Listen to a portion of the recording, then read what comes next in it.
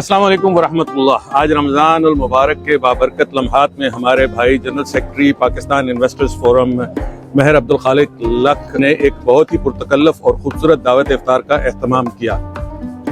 दोस्तों, जैसे आप मेरे पीछे देख रहे हैं, ये महफिल इतनी प्यारी है कि हर मकतब फ़िक्र से ताल्लुक़ रखने वाले हमारे पाकिस्तानी भाई और हमारे सऊदी भाई भी यहाँ पर शरीक हुए। दोस्तों, आइए मैं आपको यहाँ पर गुजरे हुए चंद लम्हात दिखाता हूँ।